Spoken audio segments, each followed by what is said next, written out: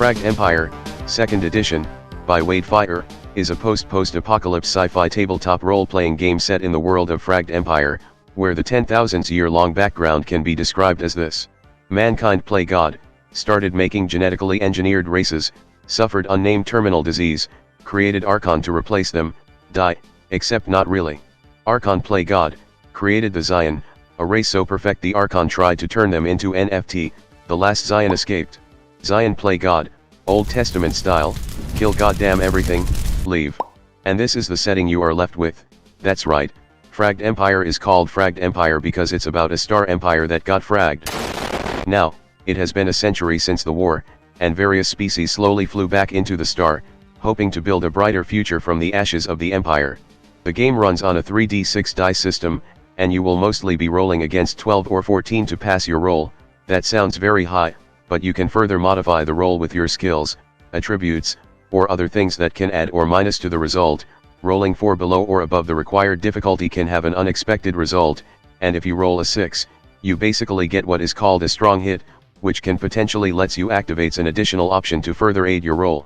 This 3d6 system is basically used to roll anything: acquisition roll to get things, skill roll to do anything, arcane roll for space magic, and attack roll which should be obvious on what it does. I'm not gonna elaborate that much on any of those unless it's relevant, mostly because this book is just dense as hell, so we gonna move on and talk about how to make your own character. The first thing you need to do to make your own character is by choosing your species first. This not only decides your starting benefits in skill and other things, but also your disadvantages and complication. Yes, as a reminder, Fragged Empire 2e is a somewhat old school style TTRPG, which means everything is accounted, and I do mean everything. Next you gotta put 18 points across 6 attributes, from 1 to 5, which can affect not just your skill roll, but also what traits you can get as you level up, and by affecting your skill roll, this is how it works. Each skill has an attribute linked to it. If your attribute is 1 or below, yes it can get worse than 1, you get -1 to your roll, but if it's 4 and above, you get +1 to your roll. Now you are probably wondering why not just put points right on the sweet spot for maximum bonuses.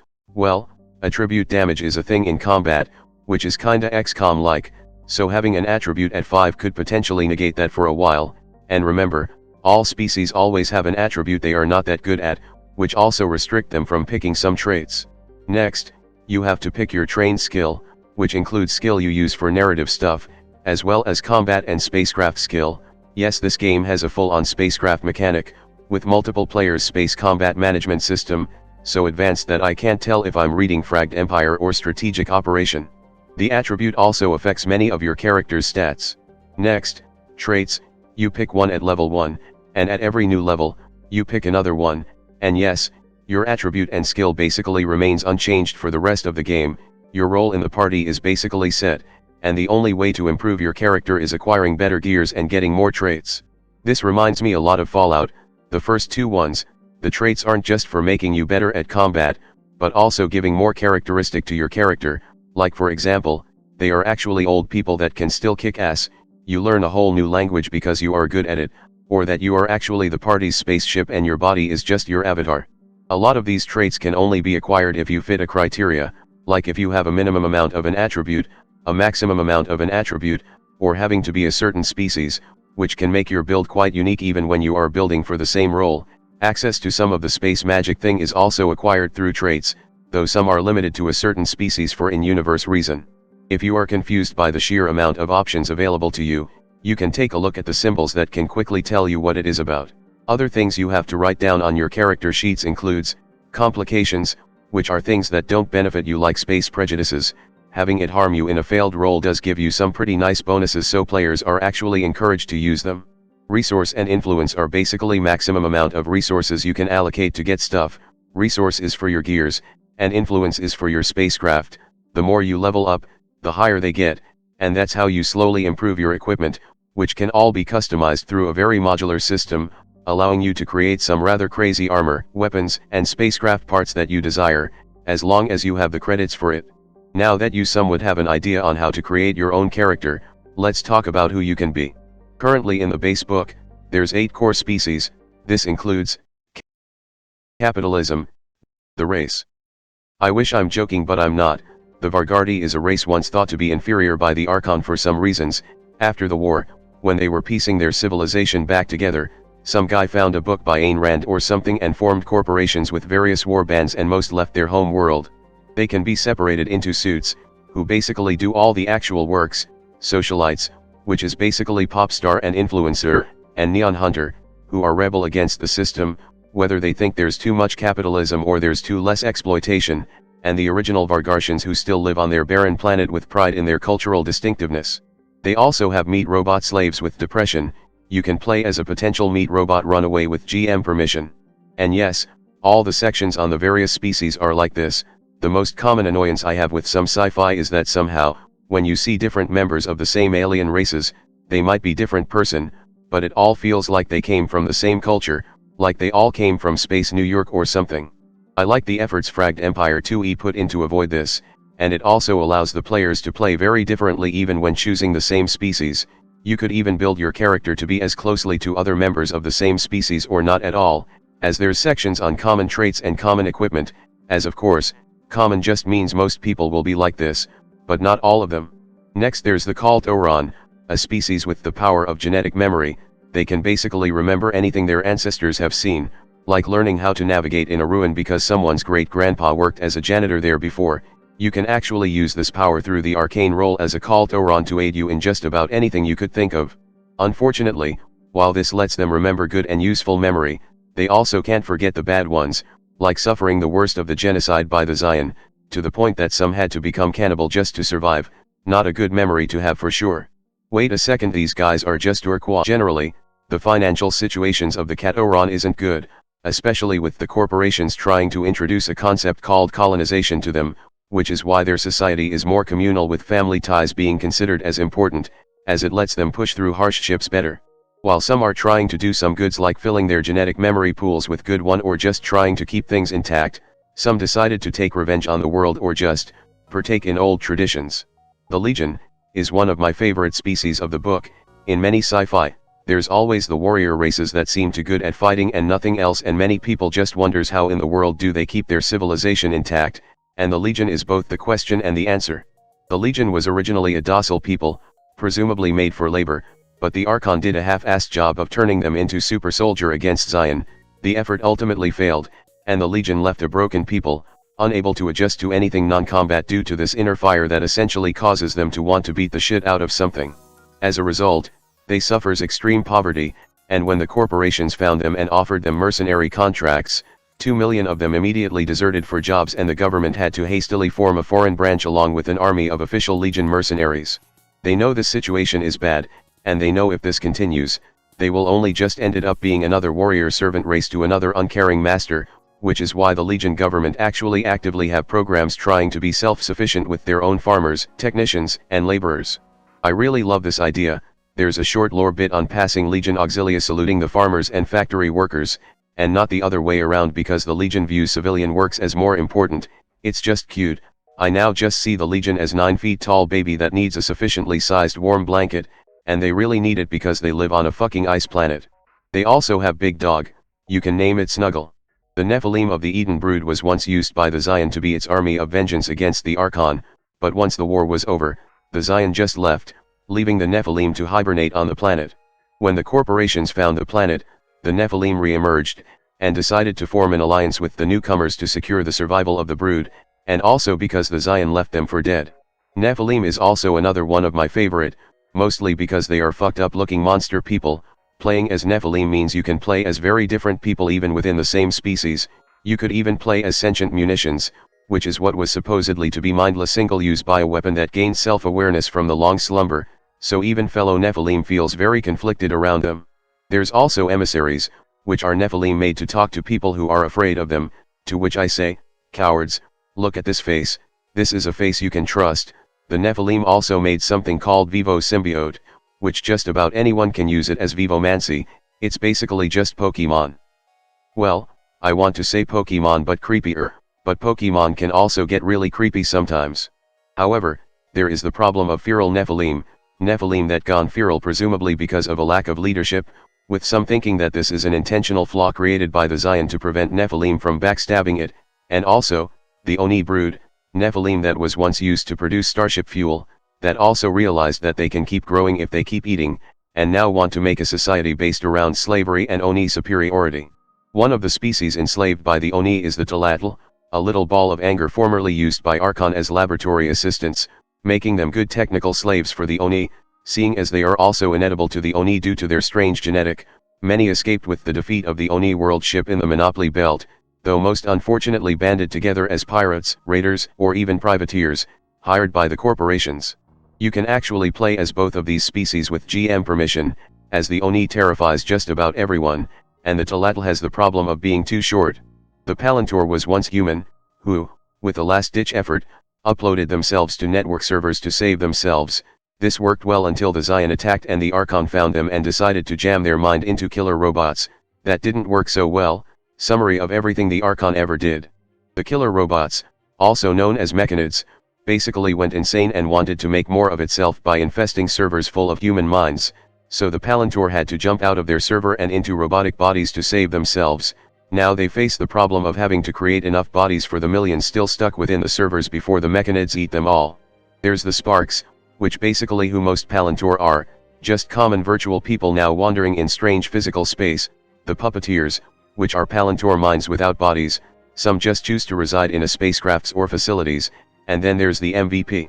Palantors that have spent thousands of years playing goddamn Fortnite, and are thus the most gamer-brained people in the entire known galaxy. A lot of them are wanted criminals for causing collateral damage and looting everything off the ground, including the ground itself. The Remnant, or Ursai, are furry. They are just furry that actually collaborated with the Zion against the Archon, and then Zion just stabbed them right back, forcing them to use a super weapon they don't understand to destroy the Nephilim on the planet right back, and also all of them too, rendering them extinct, until God decided to say no. You heard that right, capital G. God exists in Fragged Empire and said no to furry extinction. This resulted in a lot of the Remnant taking on a new religion, and also gaining superpower in the process called All Power, which can actually be used by any species that isn't robot, so-called Oron, yes, Nephilim, yes, Palantor. Palantor is out of luck. At least Palantor can still use psychic power and also do that dead space thing. Unfortunately, some 18.5% of their population had to leave their home world as refugees, because the planet is infested with fucking ghosts due to the deatomizer, the weapon the Remnant used. The planet is literally haunted. Not only that, some of the Remnant still believes in the Zion, meaning, in Fragged Empire 2e, you can shoot at neo-Nazi furries. The Twi'lingr was a race created by the Archon specifically to harvest energy from Prism, a tri-star system located outside of the borders of their empire. When Zion attacked, Archon worked the Twi'lingr to death in the billions for the war effort, and unsurprisingly, the Twi'lingr decided to get the hell out and leave the Archon to die. Now as a nomadic people, the Twi'lingr lived aboard their starships and made it their home, wandering at the edges of known space to explore its secret. Eventually, they found the Farron, energy beings that somehow was able to connect to them, granting them Jedi bullshit power, and become the Twifar. Unfortunately, they also found the Oni and ended up leading them back to known space when escaping from them, which is why they are relevant in the setting at all. Twifar is basically just people living in space with magic power, whether that's working with the Farron, or against it, or combine it with all faith. Interestingly, you can play as just Twi'lingr, again, with GM permission, who has not bonded with a Farron, and that apparently causes you to get looked down upon by other Twifar, but I guess this was less space racism and more just people laughing at you for haven't done something everyone else did already. And finally, there's Joe, another living bioweapon created by the Archon to fight against the Zion. This time, they just made one that eat literally everything, and once it's done, the Joe will just starve to death and die. This was deployed against many planets successfully, save for one, Prayed, where the Joe realized what was happening just before the end and separated itself into many tribes, understanding that to survive their hunger, they must achieve equilibrium with the planet they lived in, and then the Twifar found them and brought them to known space while running the hell away from the Oni. The existence of Joe also absolutely terrify other people, and for good reasons, because a single Joe can, if they don't manage their hunger well, will consume everything around them. This is a problem because the corporation decided to introduce a concept called extreme poverty to the Joe. The Joe created bodies out of whatever material they could find and utilize, whether that's organic or inorganic, but this also technically isn't their true body, which is more of a formless blob. This ability is called Joe Body Morph, and a Joe can basically use it to throw pieces of itself around, create and morph its body, and other things. It's basically shape-shifting with some extras.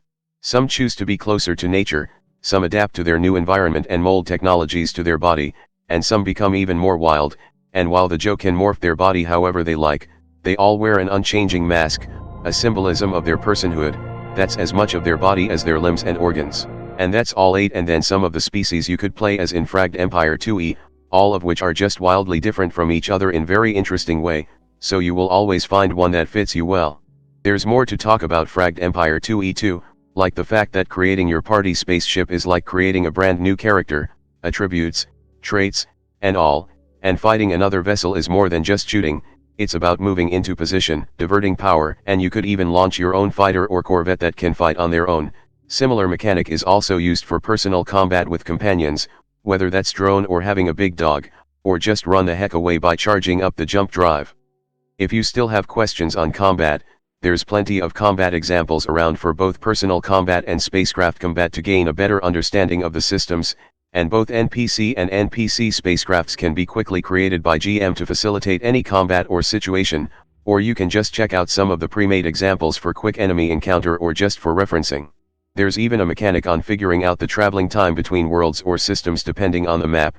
Fragged Empire 2e is really old school as heck. And that's basically it on Fragged Empire 2e, a post-human post-apocalypse sci-fi TTRPG about making your future out of the ruins of the past and efforts of the present. I gotta say, reading this book reminds me that my brain is very small and could get set on fire from thinking too much easily. The rulebook of Fragged Empire 2e is very much like an old-school TTRPG book that delves into many things. You can do many things with it that you can expect from a sci-fi setting, get into shootout, create your own spaceship and fly it in space combat, engage with people in conversations, and Fragged Empire 2e itself has a very rich background and setting that is worth taking a look at. But good God, it took me several days just to attempt to grasp its rule, and even as I'm reviewing it, I'm still having trouble trying to remember things. Honestly, the worst part about the book is that a lot of the stats are just stuffed into the back of the book together, all some 70 pages of it, tables upon tables. It's just reading BattleTech rulebooks all over again. I'm not even sure how this works in physical copy, that just sounds like a lot of flipping back and forth. There's also another thing, Fragged Empire 2e is actually not one book, it's 3, the rulebook, the setting book, and the location book. All 3 are 200 pages long. The rulebook is just about the rule, and technically, it's all you need to play the game, but you will also have no idea what Fragged Empire 2e is actually about besides some lore bits in the book. The setting book talks about the history of Fragged Empire, as well as the species and some light summaries of the mentioned locations, while the location book gives you a map and tells you everything within it. At minimum, you definitely need the rulebook and setting book to play the game, as the setting book itself contains the map of the known sector already. It's just that the location books tell you more on the locations. To say the very least, it's a lot to get just to start playing the TTRPG, but the sheer amount of arts and works being put into these books are staggering. The details on each species are extensive, and the location book doesn't just vaguely tell you about some planets, it shows you the galactic map, then the system map, then map of the planet itself, and tells you everything on every notable location, so you have all the datas to run campaigns on these worlds. There's goddamn travel time calculated between each planet and or gas giant. That's just comprehensive as hell. But yeah, I think that's all I could talk about on Fragged Empire 2e. This is a long as hell video already. Anyway, you can get it now on Drive-Thru RPG, or check the main website to see where you can get hard copy of it from. Please do remember to double check, because this is Fragged Empire 2nd edition. First edition supplements aren't entirely compatible with it, I think. That's all for now, and I will see you all next time. Hello there, if you like this video, please subscribe to my channel and click that notification bell button. If you really want to support my channel, you could visit my Patreon page, or buy me some coffee, links in the description. Anyway, have a nice day.